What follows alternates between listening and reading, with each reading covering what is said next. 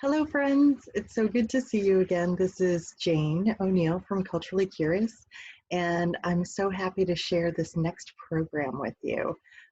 This one is called Made for Each Other, Famous Couples in Art. And we're going to have a great time looking at some incredible pictures and hearing about some very passionate and sometimes very scandalous relationships. Some of them you're probably familiar with, and some of them might be new to you. So let's dive in, just thinking about art and love to begin with. I thought maybe we should start with this classic image from the history of art and the classic tale of Pygmalion. This idea of the artist falling in love with his work of art, bringing it to life, and then the work of art reciprocates this love. So it's sort of introducing this idea that we'll have for our program, which is when two people come together and start sharing work. Their work can inspire each other, they can challenge each other, they can bring out new ideas, and sometimes the best or the worst in each other. So let's see how that plays out and which couples we'll be looking at today. So we have a list that sort of spans the history of art. Judith Leister and Yann Molinar from the Dutch Baroque, Camille Claudel and Auguste Rodin from late 19th century France. We have the American couple Georgia O'Keeffe and Alfred Stieglitz.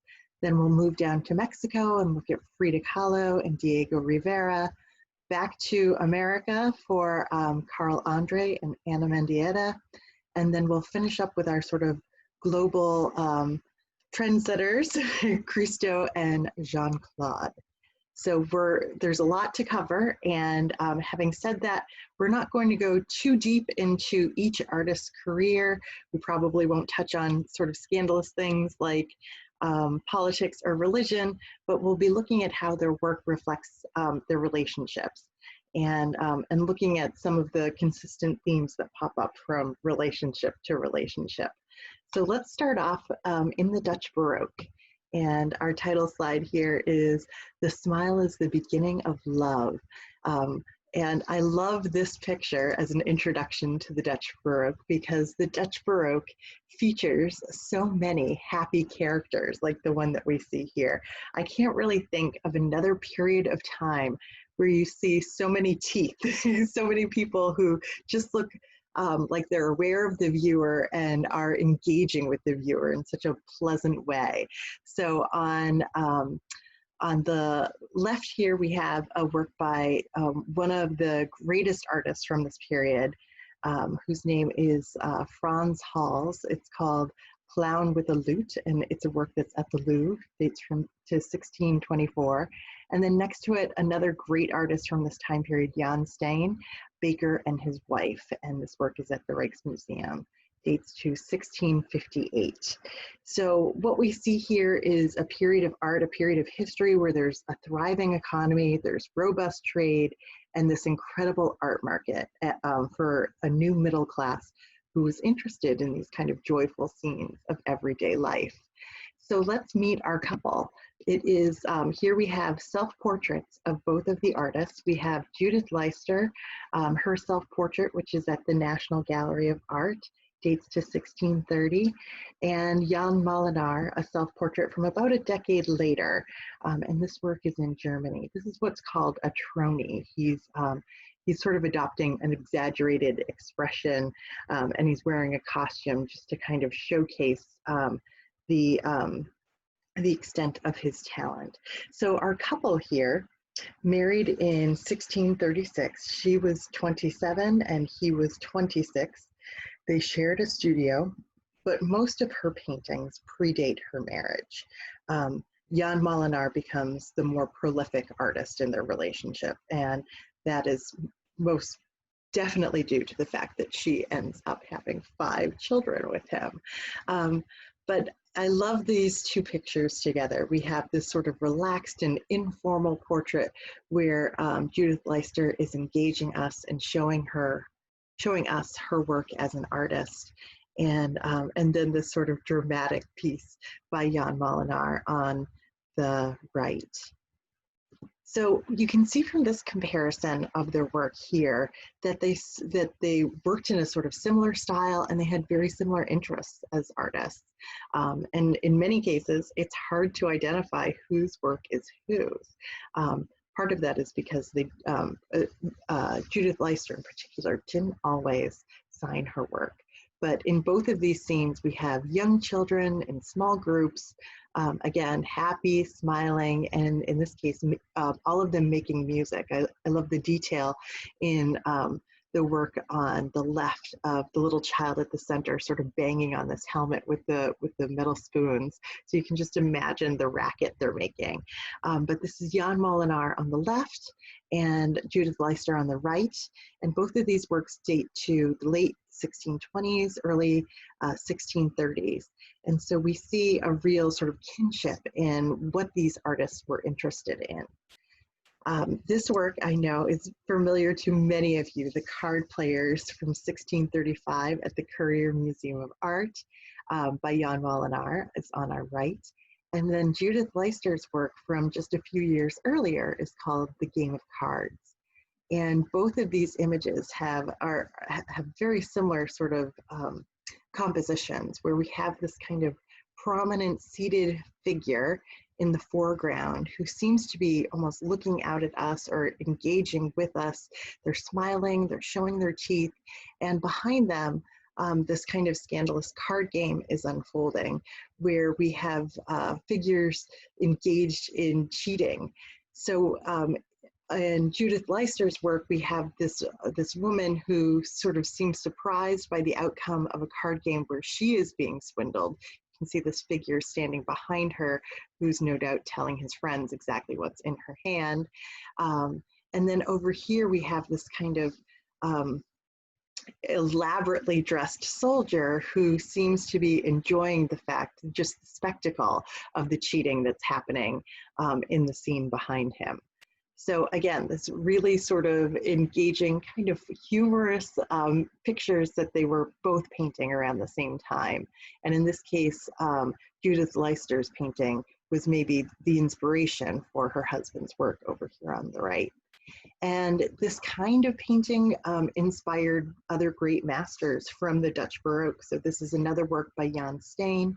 And this is called The Card Players, but it comes almost 30 years after Judith Leister and Yann Molinar were painting these card sharks that create such a sort of a fun picture to explore. And again, the same setup with the seated figure looking out at us, the viewer, and the cheating sort of happening for us to kind of explore and discover.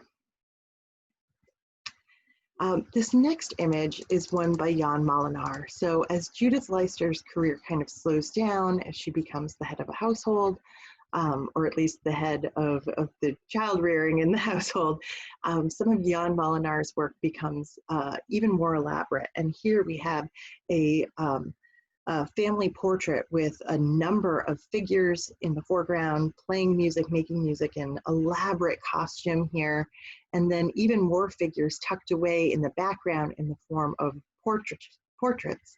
So we see Yann Molinar is really kind of showcasing his talents as a portrait painter here. This dates to about 1635. And just to show you that Judith Leister was still making some work. This is a tulip that she painted in 1643. So almost a full decade later, she's still making art. It's much more simple. And of course, because she's Dutch, it's a tulip, right? Sort of recently, art historians discovered this later self-portrait by Judith Malin or Judith Leister, and it sort of seems to stand out because there really aren't many examples of her work from later in her life. So this portrait dates to 1653. It's smaller, it's painted on a panel. It was most likely painted for her family.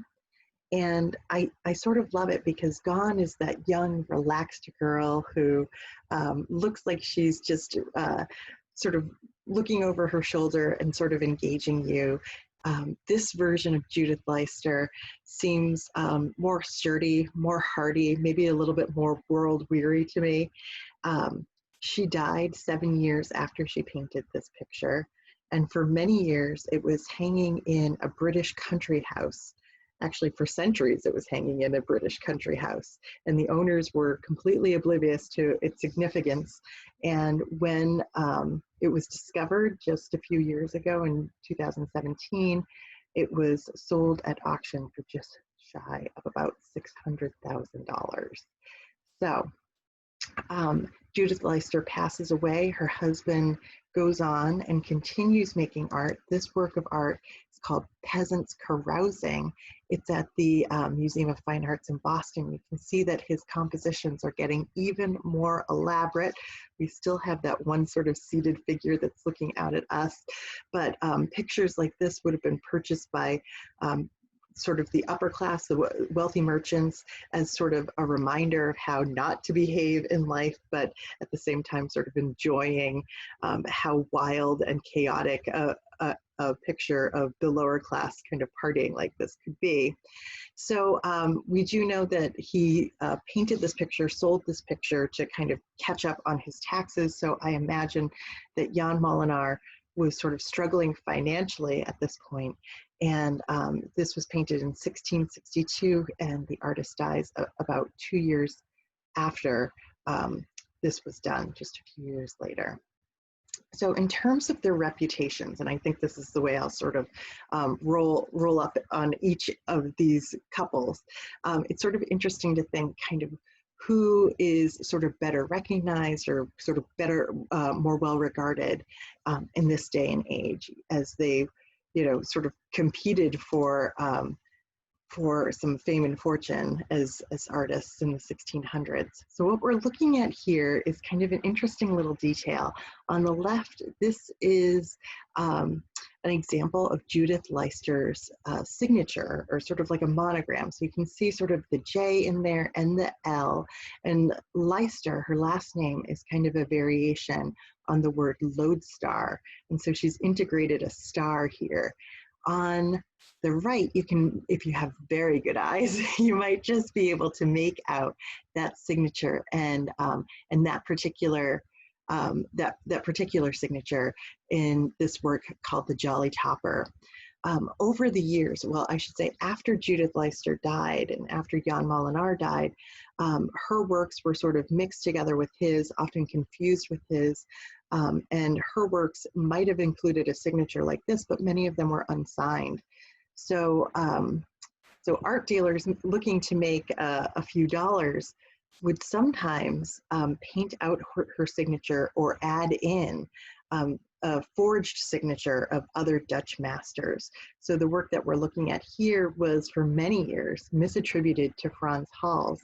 And then later on, Judith Leister's signature was found underneath a forged signature for Frans Hals in this case. So I think because there's more of an interest in exploring the lives and the careers of female artists throughout the history of art, you hear a little bit more about Judith Leister these days, more so probably than Yann Molinar. So that brings us to our next culture, or our next couple. We're going to be skipping across countries and centuries here to catch up with Camille Claudel and Auguste Rodin. And our quote here is, "Love is a single soul inhabiting two bodies." And there was a lot that these two artists had in common. So here we are looking at the young Camille Claudel in a photograph, and here she is just about as old as she was when she met Auguste Rodin, and they met in about the early 1880s. And I should mention that Rodin, pictured here on the left, is in this is a portrait painted by John Singer Sargent, and the artist is about 44 years old here. So Auguste Rodin was actually about 24 years older than Camille Claudel. So there was a significant age difference there.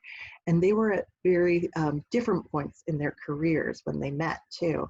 Rodin was established and and sort of a famous artist at this point, and she was young. She was working as an assistant in his workshop.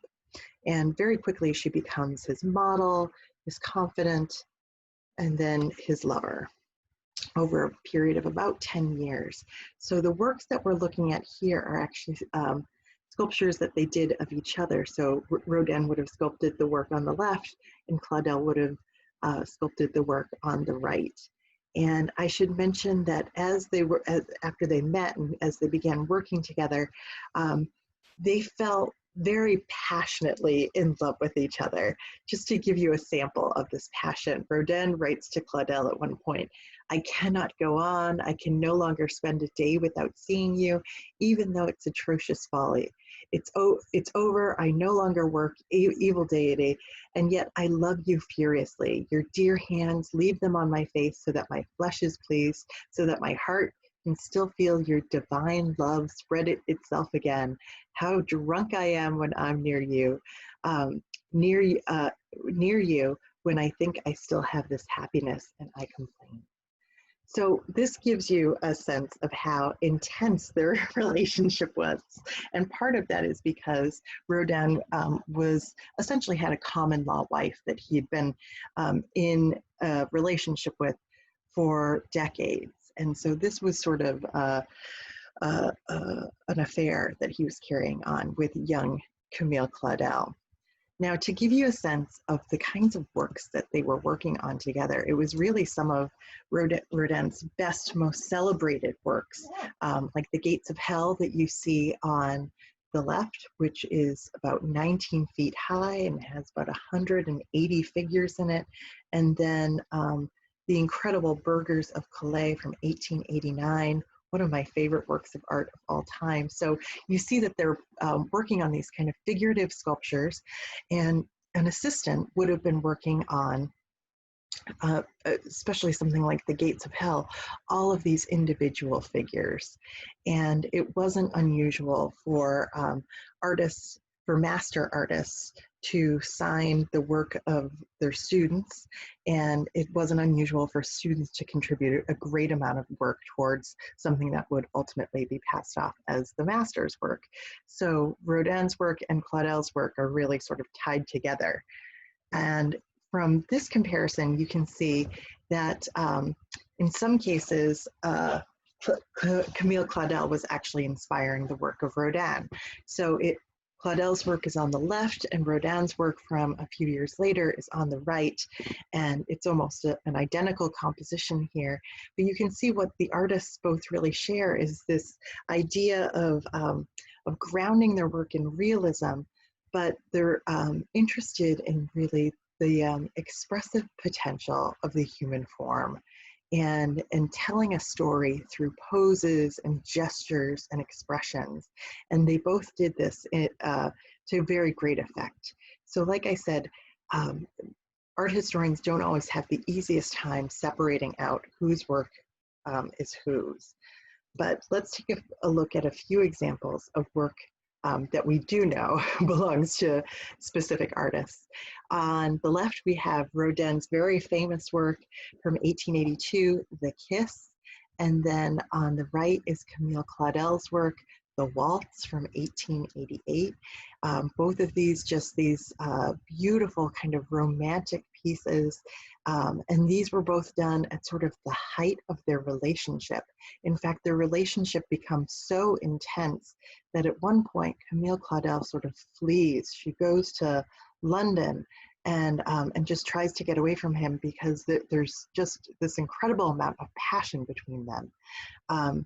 And ultimately, he asked her to come home, and she tries to have him sign a contract sort of limiting his contact with other women and promising that he would be faithful to her and marry her in a short amount of time. But ultimately, he, of course, does not marry her. She continues to produce work, and the work seems to be very much autobiographical. So a work that we see here is called The Abandonment, dates to about 1886 to 1905, so there's a big span there. And this is sort of done during a time where you might say that their relationship is getting complicated. She begins to really resent him for being in his shadow professionally. And she's resenting the fact that he's not leaving the other woman in his life.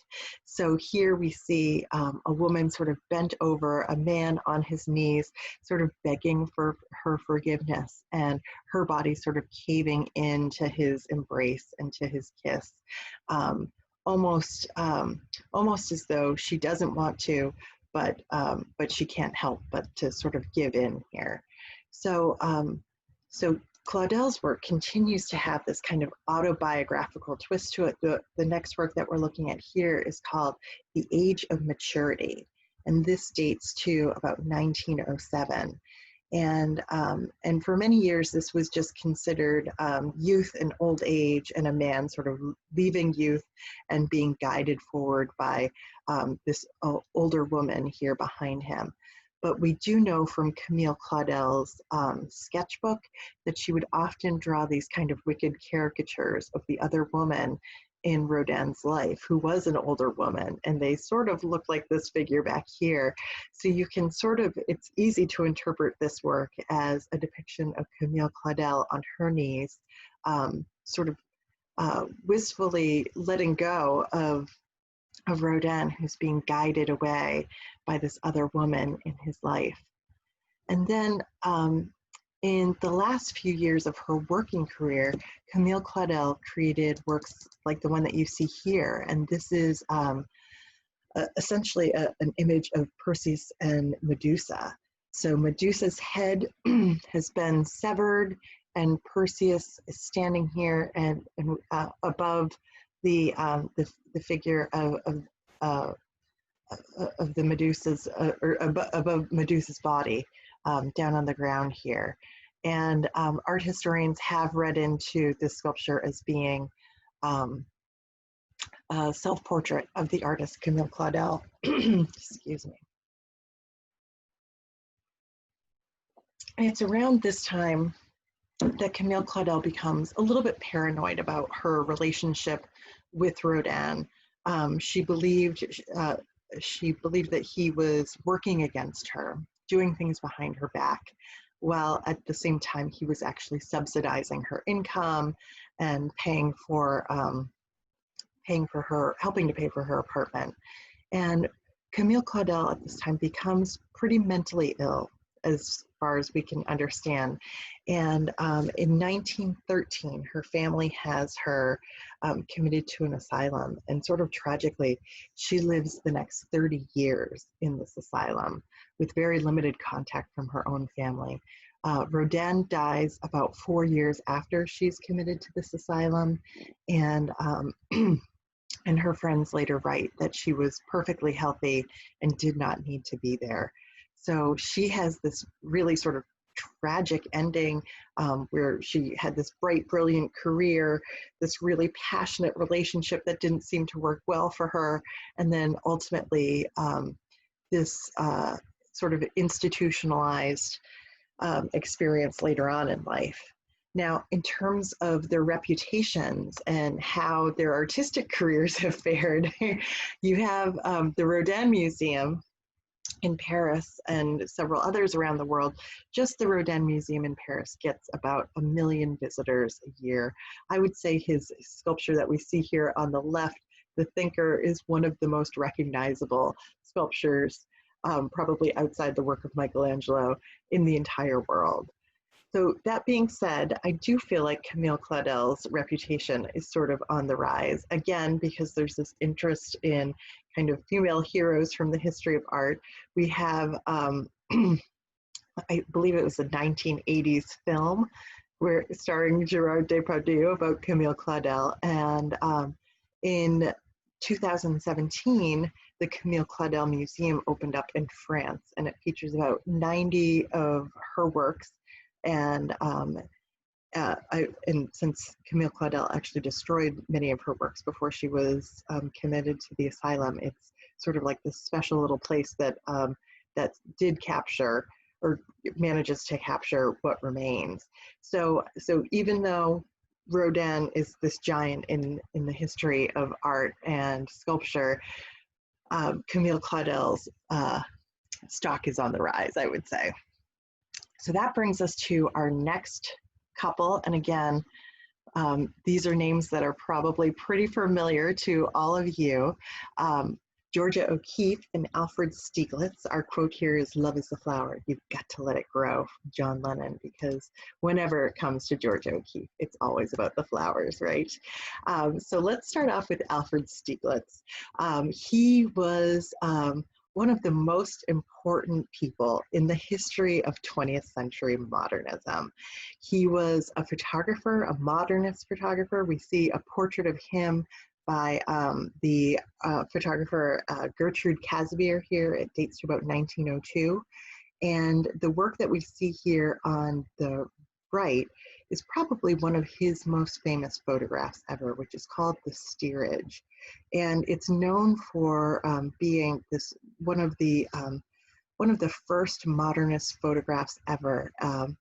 And art historians love it because it's sort of this mix of documentary photography and modernist photography, but they particularly love the sort of play of angles throughout this picture and this play of light and dark, and that's particularly what drew Stieglitz to capturing this moment here too. We're sort of looking at like the upper deck and the lower deck of a huge steamship. You can almost imagine it's something like the Titanic.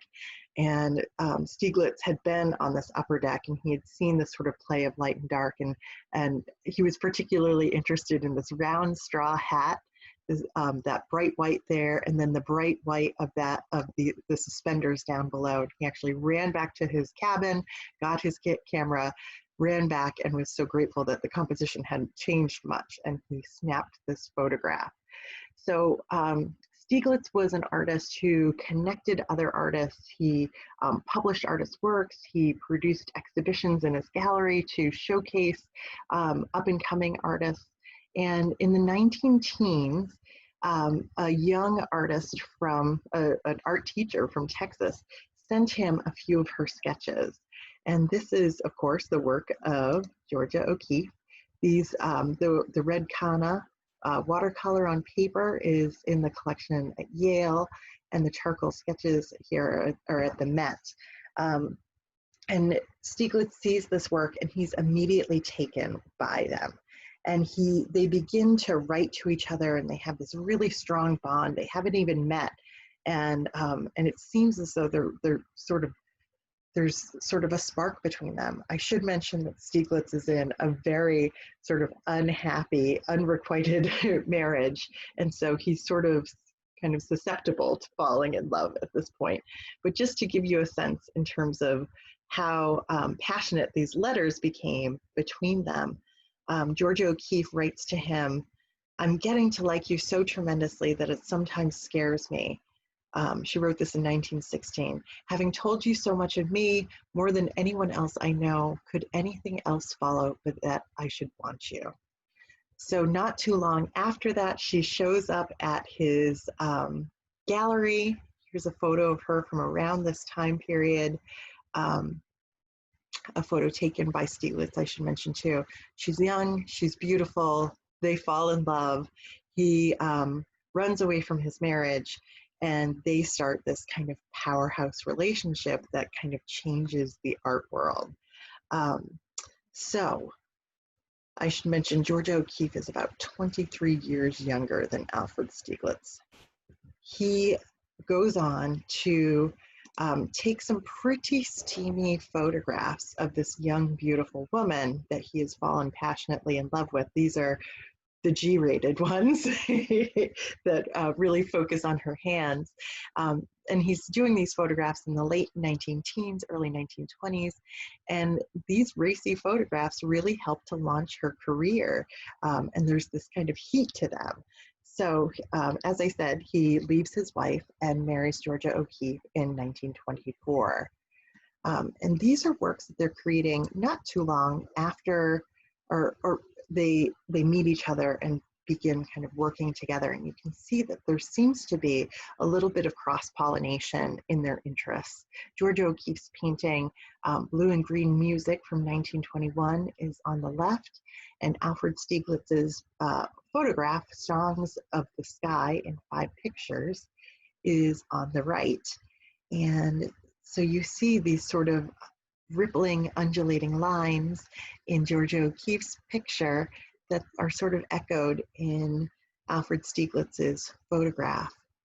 The artists move into a skyscraper in New York City, the Sheraton Hotel, and Georgia O'Keeffe proceeds to paint a number of works inspired by the city around them.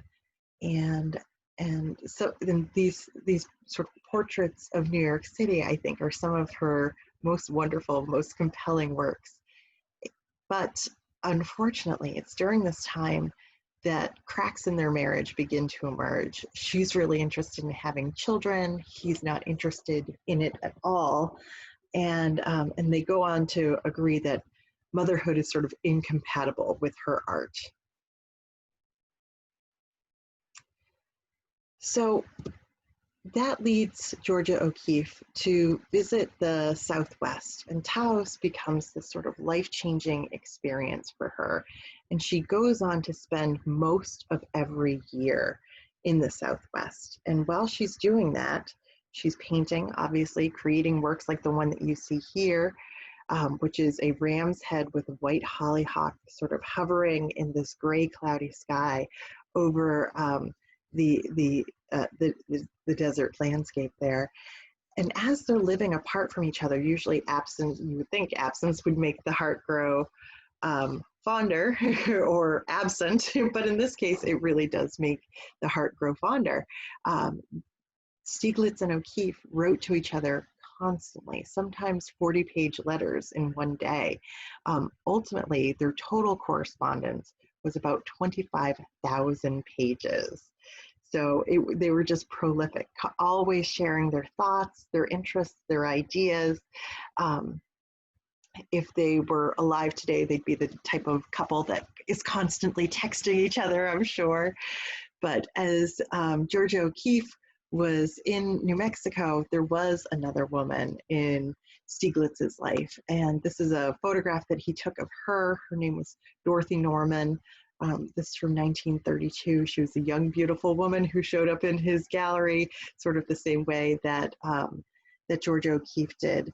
And then we have a Georgia O'Keeffe painting on the right, Pelvis 2, that gives you a sense of sort of what she was looking at and exploring around the same time in her career. The relationship that Stieglitz had with Dorothy Norman caused a little bit of a mental breakdown for Georgia O'Keeffe, and she was hospitalized. She still wrote frequent letters with Stieglitz, but she began to really sort of bristle at the amount of control he had over her career.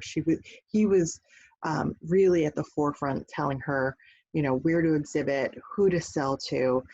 He really did have a lot of authority over what happened with her paintings. So let's see, in 1946, probably sometime around the time that this photograph was taken, Stieglitz suffers from a pretty horrific heart attack. And Georgia O'Keeffe comes back to New York City immediately. And the day after he dies, Georgia O'Keeffe takes full control over his gallery and his entire body of work, which includes about 2,500 photographs. She carefully curates and selects the best 1,300 photographs from that collection, and she gives them to the National Gallery of Art, thereby sort of cementing his reputation as one of 20th century's greatest photographers. What a gift that she gave to him, right? And then she continues to paint for about 4 decades after that. And Stieglitz, no doubt, helps to launch her career, but then she establishes it. So by the time she dies, well, let's get a sense in terms of what happens to their reputations and how they fare. So what we're looking at here is on the left, one of Alfred Stieglitz's photographs of Georgia O'Keeffe. They tend to be his best-selling work at auction today, and so the work on the left, I believe, sold for about $1.5 million in 2006. And one of his nudes of Georgia O'Keeffe sold for about the same amount. But Georgia O'Keeffe, on the other hand, when she died, her estate was worth $76 million. She had an explosive career. And the work that we're looking at here is, it's called White Flower No. 1. And it was purchased by the Crystal Bridges Museum of Art in 2014 for $44 million. And that is the highest price ever paid for the work of a female artist. So there's no doubt that Georgia O'Keeffe, whose career was launched by Alfred Stieglitz, far eclipsed the reputation, at least, of her husband. All right. That brings us to sort of the dramatic tale of Frida Kahlo and Diego Rivera. And so we're just going to look sort of briefly at how her art in particular sort of reflects their marriage. And our quote here is, "You don't marry someone you can live with, you marry someone you can't live without." And that's the kind of drama and passion that we see in this relationship. So here we have them. Frida Kahlo and Diego Rivera. This was probably taken right around the time of their wedding. And when they got married, I should mention, Frida was about, I think, 21 years younger than him or so, something like that. And her mother said it was like an elephant marrying a dove. Diego Rivera already had 2 common law wives, but there was an intense passion between these two and you couldn't keep them away from each other. There's just kind of this wonderful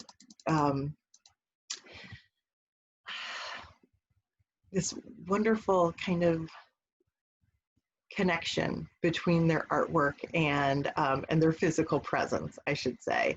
So here we have Diego Rivera standing on a scaffold painting a mural, and on the right we have an example of one of those murals. This one is The History of Mexico, which is at the National Palace in Mexico City, and it was painted around 1929.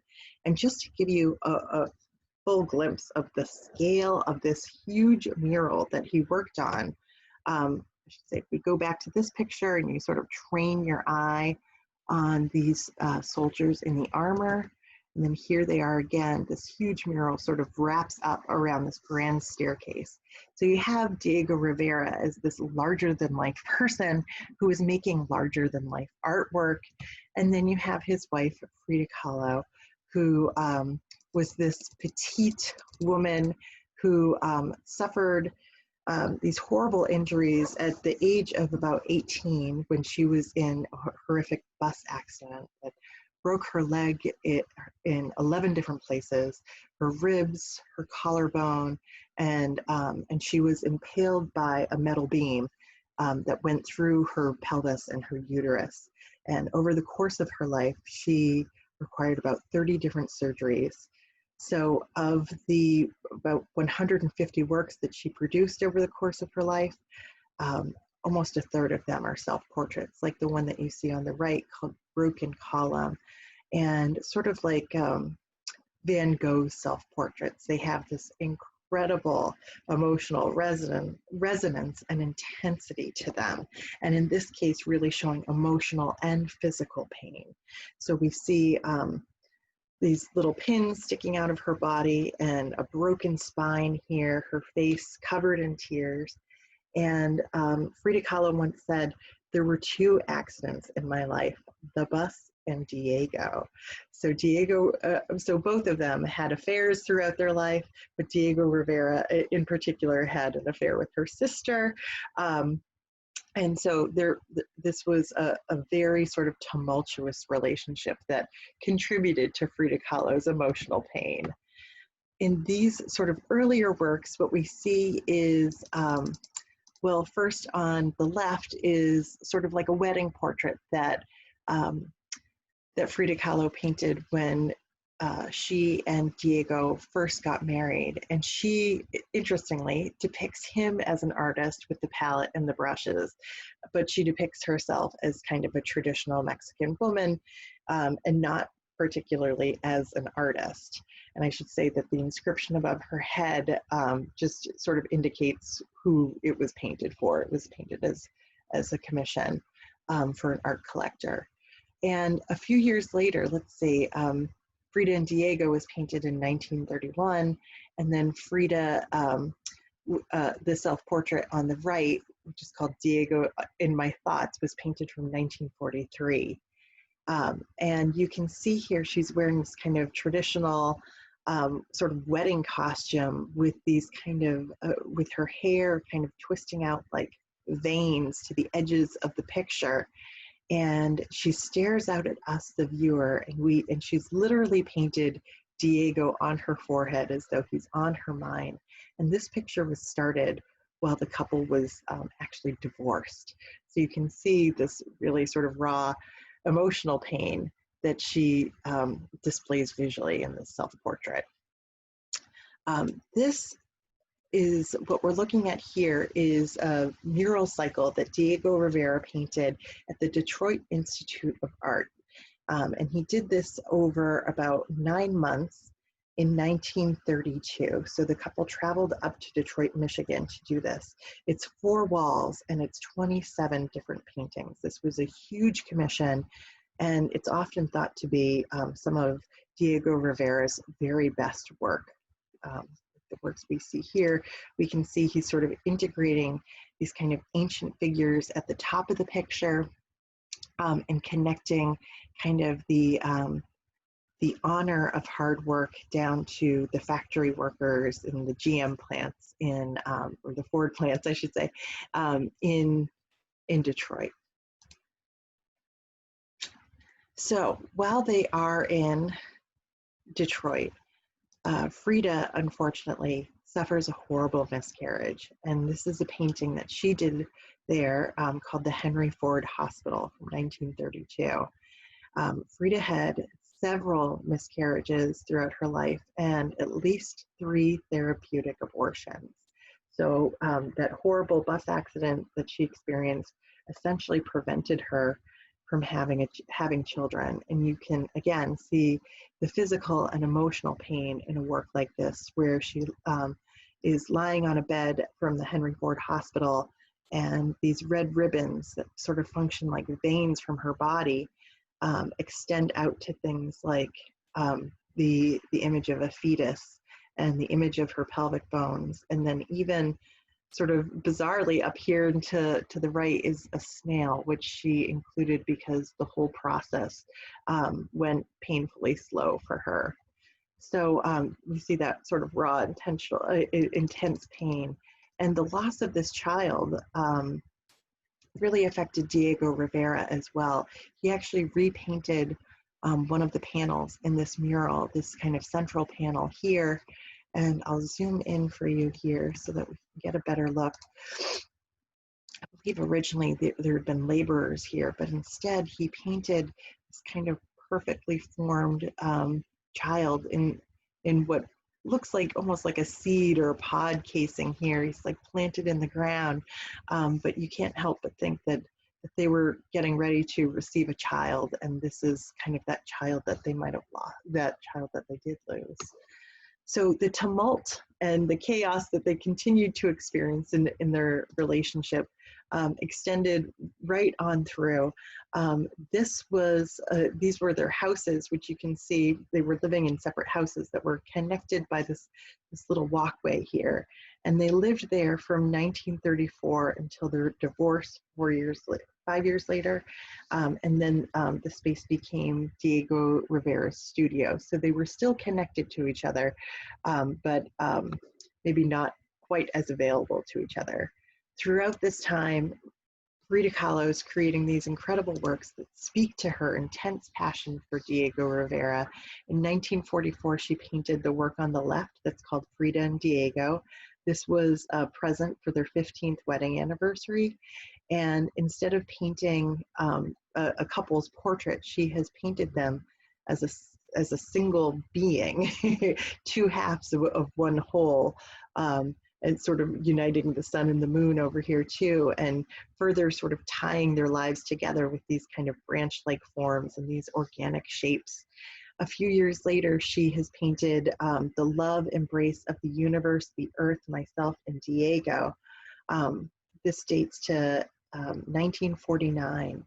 And at this point in her diary, she's talking about how she almost imagines or almost sees herself in sort of like a maternal role to her husband. So she's painted him as though he's like a child or an infant in her arms here.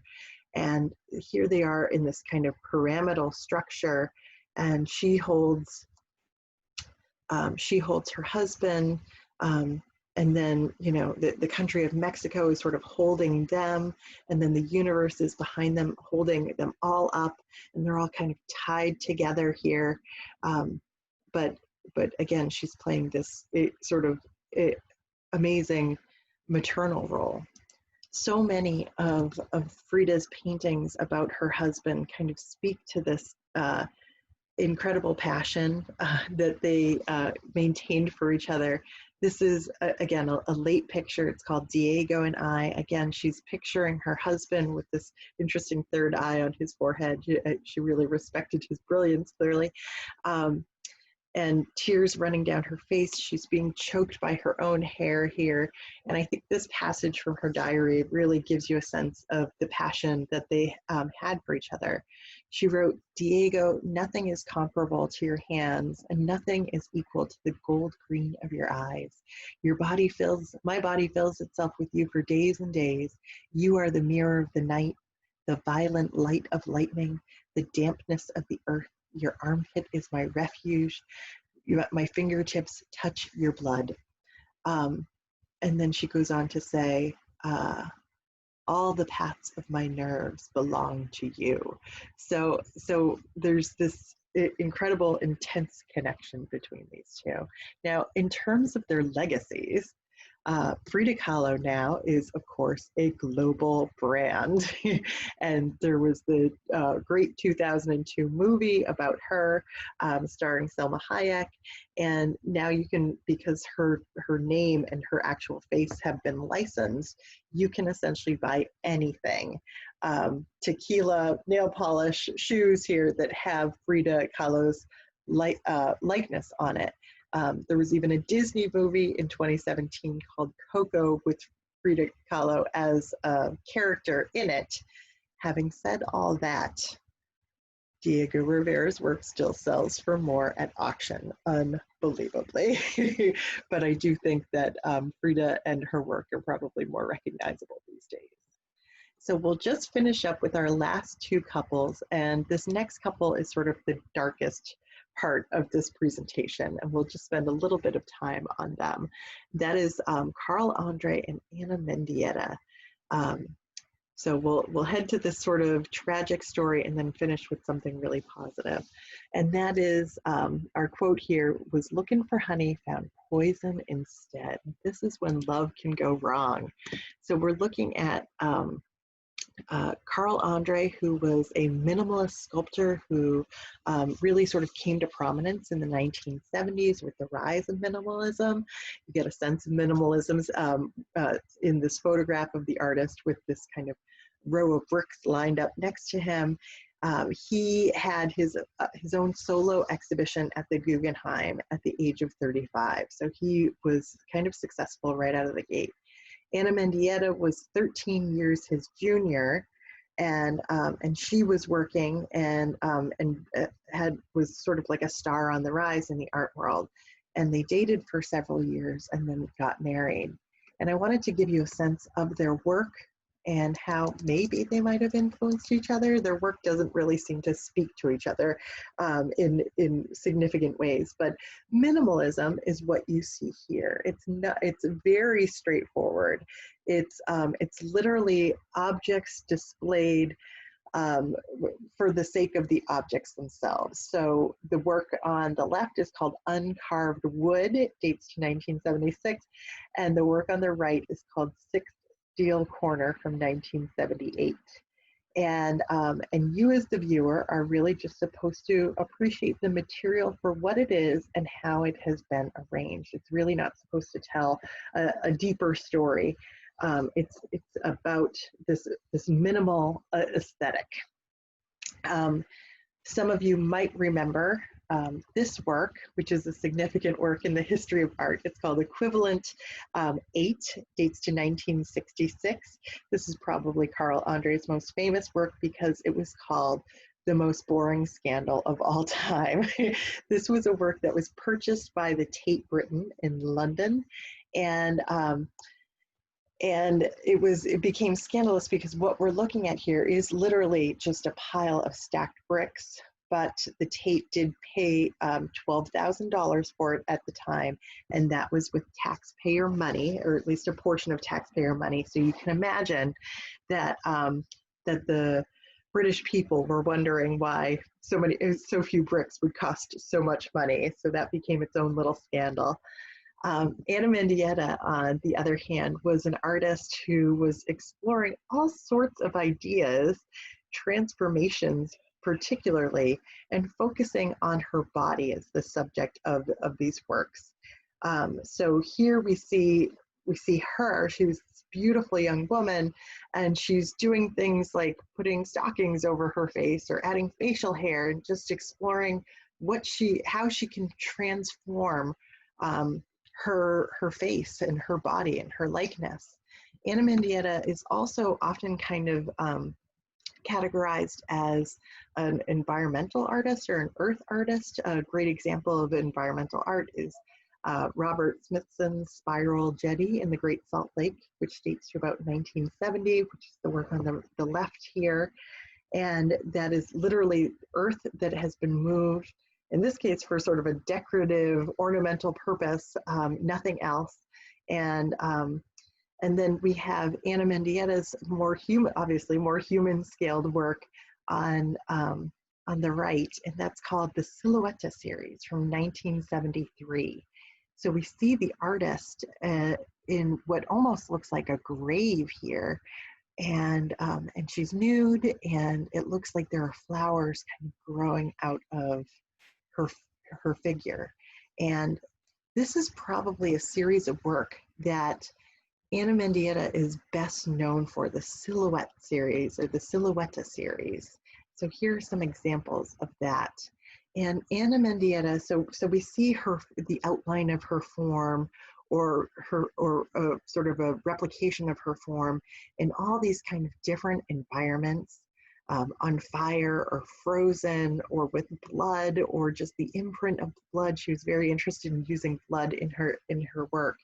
Here's just a few more examples of this kind of Silhouette series. Here you can almost not even, it's difficult to make out her form here, but you get the sense of how she uses her body in sort of interesting ways. She talked about this series in particular as sort of reflecting the trauma that she experienced of being pulled away from her homeland of Cuba at a very young age. So there isn't a lot to connect the work of Carl André and Anna Mendieta. I'm going to just kind of pull at straws here, and I'm going to say, at the very least, both of them sort of seem to be interested in works on the ground and in roughly a human scale. That's all I can draw in terms of a comparison between these two. So they were married in 1985, as I mentioned, and it was a very volatile relationship, and both of them really liked to drink. And that unfortunately led to disaster. So our headline here is Sculptor Accused of Pushing Wife Out Window to Death. So Anna Mendieta was, she fell from the 34th floor of their apartment building in Greenwich Village and landed on the roof of a deli, ironically making an impression of her body on the roof of that deli.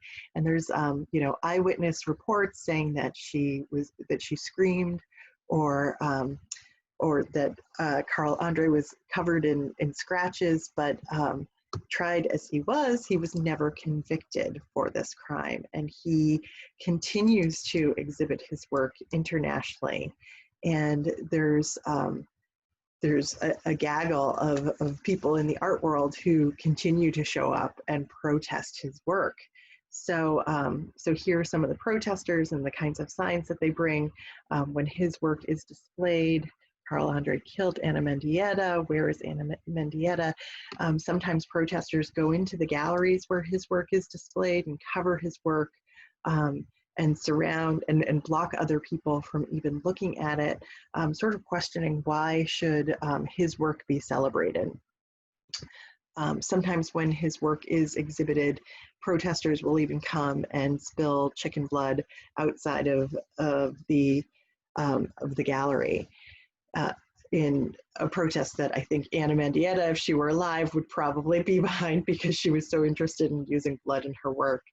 And then over here on the right, we have an example of a poster from the Guerrilla Girls. And here we see Carl Andre next to O.J. Simpson, and it says, "What do these men have in common? Every 15 seconds, another woman is assaulted by her husband or boyfriend. Some of these assaults end in murder. Usually there are no eyewitnesses to these crimes." So as sort of sad and tragic as that is, there is this incredible interest in Anna Mendieta's career, and more books being written about her and the work that she did and her legacy. And meanwhile, even though Carl Andre is still alive, he sort of has to deal with how this has impacted his life and the way his work is viewed, or even prohibited from viewing these days. So as dark as that is, we're going to end with the beautiful love story and the beautiful work of Christo and Jean-Claude. So our quote here is, "Whatever our souls are made of, his and mine are the same." Emily Bronte. And I think that's really what you get when it comes to looking at the work of Christo and Jean-Claude. And this is them when they were very young and they first met. Apparently, these two were born on the same day in 1935. He was born in Bulgaria, she was born in Casablanca, and she said, "We were born at the same hour, but thank God, two different mothers." The story of their meeting is sort of scandalous. He was hired to paint a portrait of her mother, and they were introduced. And Jean-Claude was, I believe, already engaged to somebody else, but they started up this relationship. She became pregnant with Christos's child. She still ended up marrying the other man, but left him right after the honeymoon, got back together with Christo, and they'd been together ever since.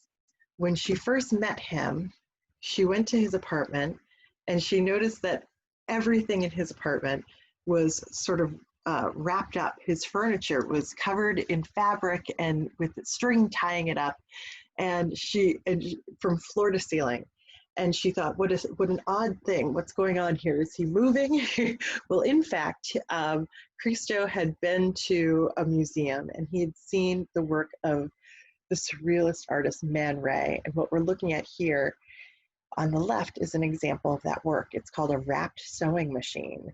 So it's kind of ironic take on the fact that sewing machine obviously is there to join pieces of fabric together, and here it's being wrapped in fabric and all tied up. So it literally cannot sew, and it's being bound up by the very material that it is supposed to be working with. And this idea certainly stayed with Christo and influenced so many of the works that he did. So these massive temporary installations that so often involve fabric. On the left, we see the wrapped Reichstag from Berlin, which dates to early 1970s, and then the Pont Neuf in Paris from 1985.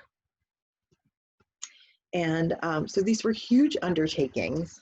And the way that art historians tend to look at this relationship between Christo and Jean-Claude is that he was sort of the visionary and she was kind of the worker bee. And she once said that she became an artist out of love for Christo. She was the administrator, I should say, and she was the person that would get permits and work with cities and communities and get everybody on board with these massive projects. And she said, if he had been a dentist, I would have become a dentist too. They were just so joined together. So they were working on these massive temporary projects. One of the first ones was called the Iron Curtain, and where they blocked off this little street, almost like an alley in Paris, with these huge oil drums to sort of make a political statement about the Berlin Wall. And so here we've got the photograph of Christo as like the artist visionary, but it was really Jean-Claude who was out stalling the police from taking it down for several hours so that they could get these photographs and have this impact here. One of their other famous works from the 1970s in this case is called Valley Curtain, this huge undertaking. I believe this was a 6-ton piece of fabric that ran for about 1,300 feet in this kind of gap in Colorado.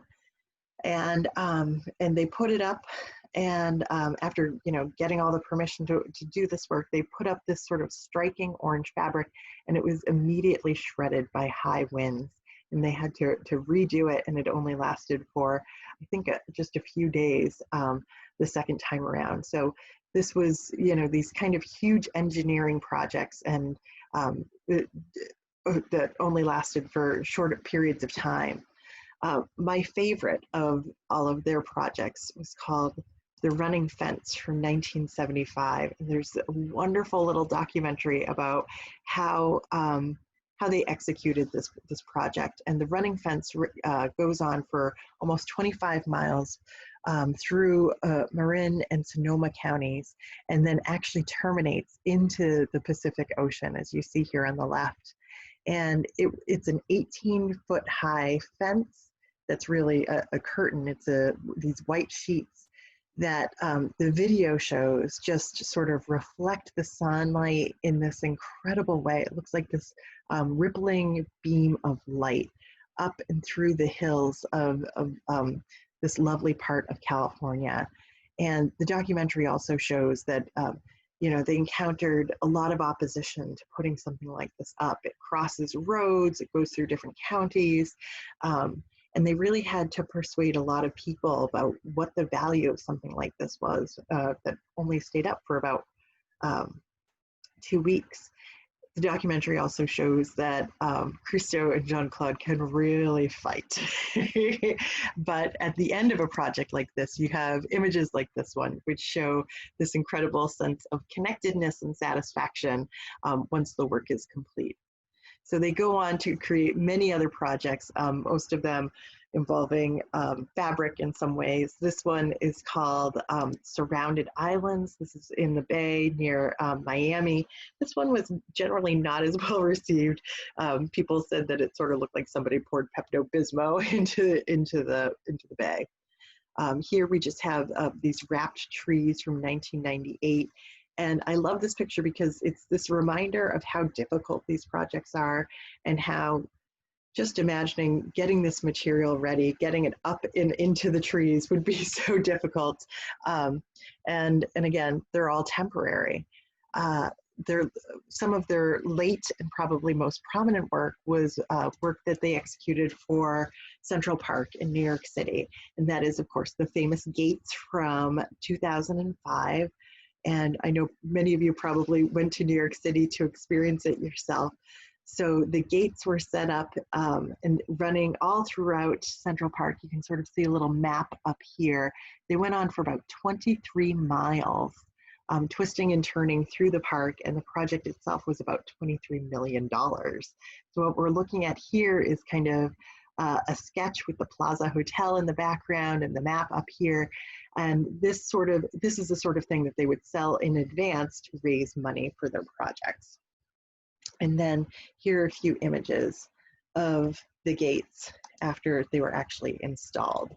So it was sort of like these tunnels that you would walk through with this orange fabric curtain that could swing down over your head. And again, they were only up for about 2 weeks in this case. So we end with Christo and Jean-Claude here. And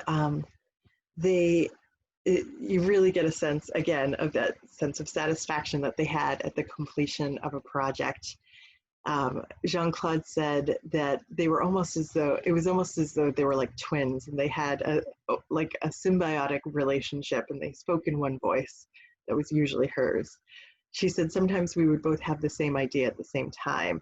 You know how people live with a dog start to look like their dogs? Jean-Claude had like a wonderful way with words. So it wasn't, almost for their entire careers, they were always credited just as Christo. And then in 1994, they decided that, that Jean-Claude deserved and required credit for their projects as well. They had made the conscious decision at the beginning of their careers to just be one artist, just have one name and kind of focus that way. But they came to the conclusion in the 1990s that it was time to have them both recognized. So credit has been given retroactively to Jean-Claude. So she died at the age of 74. And that was from complications from a brain aneurysm. And there were some really beautiful things written up around the time of her death. It said their relationship lasted 51 years and they did everything together, Jean-Claude had said, except for 3 things. We never fly on the same airplane. They always wanted to make sure that somebody could continue the work. She said, I do not draw. Christo is the one who puts our ideas on paper. And she said, and I've always deprived him of the joy of working with our accountant. She described their union as passionate and volatile. We are terribly argumentative and scream and criticize each other nonstop, she admitted. It is very helpful. It makes us think. Christo is right 75% of the time.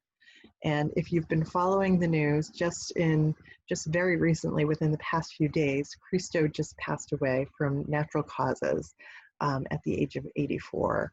And as sad as it is to lose somebody whose work you love so much, I can't help, my first thought when I heard that he had passed away was that they could be together again, because they so clearly just loved each other and loved being together. So as we wrap up, we'll circle back to our idea of Pygmalion and Jerome here, a different perspective from the same artist on the same topic. And we've sort of circled around with all of these artists. We've considered love and art and how it can influence art and challenge artists in all sorts of different ways and all sorts of different relationships. So thank you for spending this time with me, and I look forward to our next adventure in the arts. I wish we could have sort of a richer discussion about all of this, but I do miss seeing all of you in person, and I hope sometime in the near future we'll be reunited. Thank you again, and take good care.